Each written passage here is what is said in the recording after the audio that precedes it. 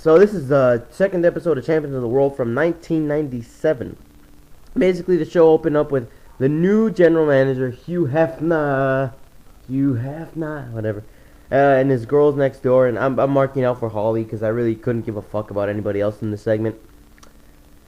So he talks about basically firing Sexy Phil and Shay Carl, and he said they're just fat, retarded slobs who don't deserve a chance on my show or whatever. But he did give him a chance, so give the guy credit for that. But here's what I know. He kicks out Kanye for no reason. Like, just because he interfered with execution.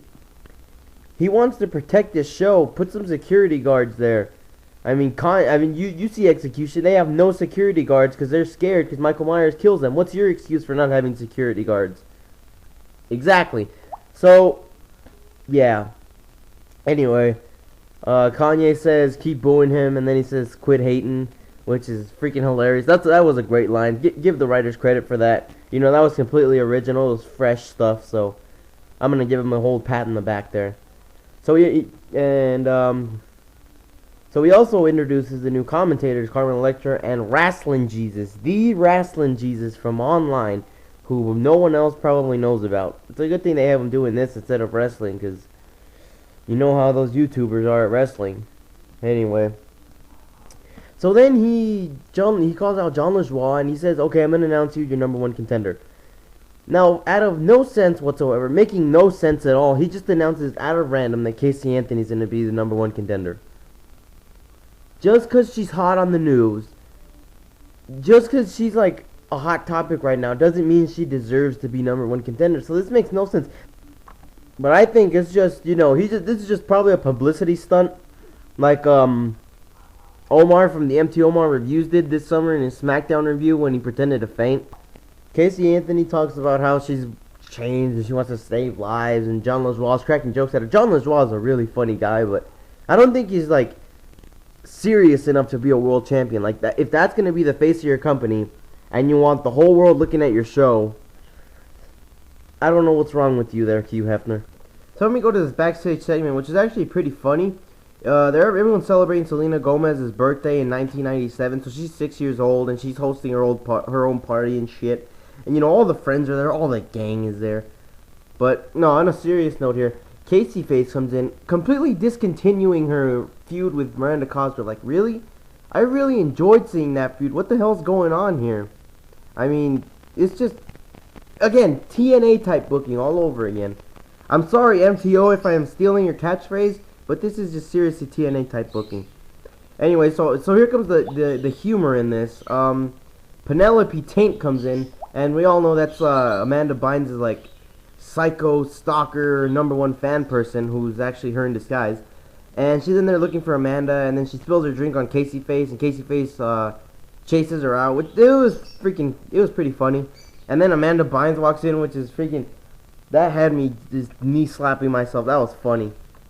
So then Demi Lovato tells Amanda Bynes to go pick up another one of Miley Cyrus's leftovers, and that was actually pretty cruel.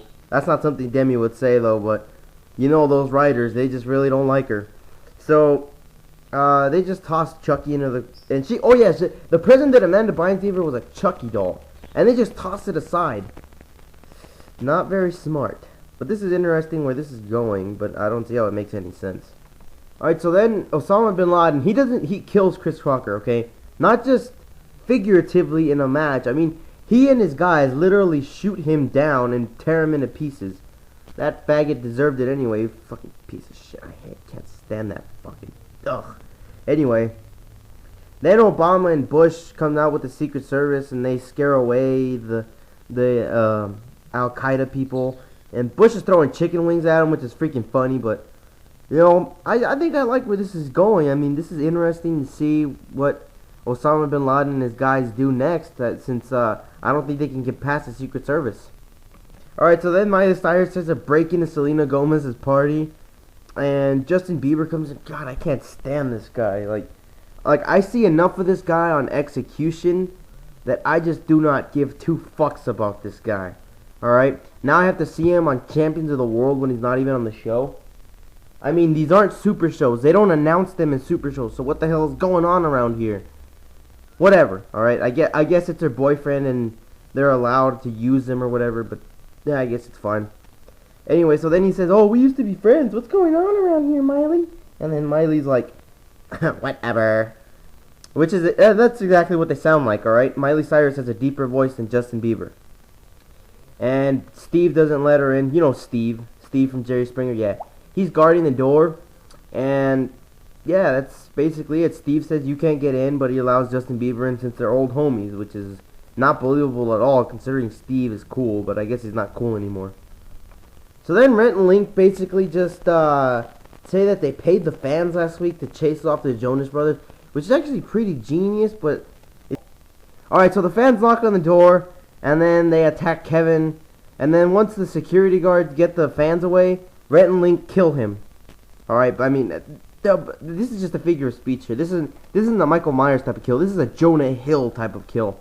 Alright, where you just like beat the ever living shit out of him. Alright, I feel bad for this guy. I don't think he's gonna be walking for like 20 years. That was just such a vicious beatdown. That looks like it should come from a Mexican with an aluminum bat and a lowrider. So, anyway, next was the Dwayne cutting a promo saying, "Finally, the Dwayne has come back to his living room," and he came to us via satellite. So this was freaking hilarious. This is like exactly what you would picture him to say if he was like a monster heel that the WWE, you know, that if the WWE wanted you to hate The Rock, this is basically the promo he would cut. Like, "I'm back in my living room because I don't want to be in that stupid arena." So this is a fantastic promo, as always, from The Rock, or maybe I should call him the Dwayne now. Like, he gets kidnapped and the camera gets away, and the camera gets knocked down, and some kind of pig pops up that I remember, but the funniest part about this was not him getting kidnapped, of course, but there was a guy holding cue cards. That had me rolling. That was too funny. And then it's Miley Cyrus asked Boho Solo, like of all people, Boho Solo. So she asked Boho Solo for her help, the women's champion. Now, my problem with this is, isn't Boho Solo supposed to be a face? Miley's supposed to be a heel. But I guess I can let this slide since Boho Solo is pretty retarded. So yeah, she agrees to be her partner later. And I guess she was like hopped up on Monster Energy drink or something. So then about this next match, I just want to say, fire Russo, please. Seriously. I mean, you have John LaJoie overcome all the odds. That's bad enough. That's Brian Gerwitz right there, overcoming all the odds in a handicap match, hardcore style, after getting dominated. But then, of course, the Jonas Brothers do interfere, and it's all screwy, it's all clusterfucky. It's TNA type booking, alright? I said it again. This is TNA type booking. I mean, it was a good match for what it was, but I mean, is it really wise to have put your world champion in a hardcore match 2 weeks from the pay-per-view? Alright, so then Jamie Lynn Spears is like, we go backstage to Jamie Lynn Spears at Selena Gomez's party, and she gets confronted by Chucky at the bathroom. Like, Chucky. So then he throws her a videotape, and then it says like it's a secret of Britney, and Paris wanted him to give it to her. And first of all, why would Chucky take orders from Paris fucking Hilton?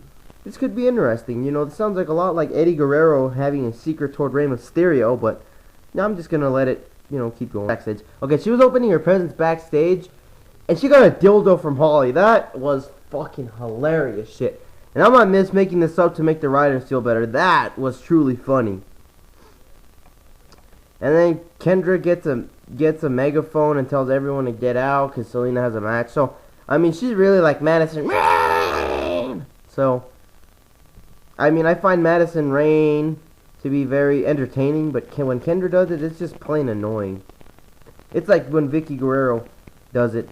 She's not entertaining to me. She's just plain annoying. Alright, so then it was this is actually a pretty good worked match. You know, I didn't expect much from these women's wrestlers because, you know, women are, you know, they're not exactly intelligent shooters. You know what I'm saying? Basically, Boho Solo did all the work, and then Miley Cyrus gets the blind tag, throws Boho out, and pins Demi Lovato. Now, is jobbing Demi gonna lead to something, or what? I mean, this might be good, but I mean, I'm not understanding what game Miley Cyrus is playing if she's just feuding with Selena Gomez and Demi Lovato.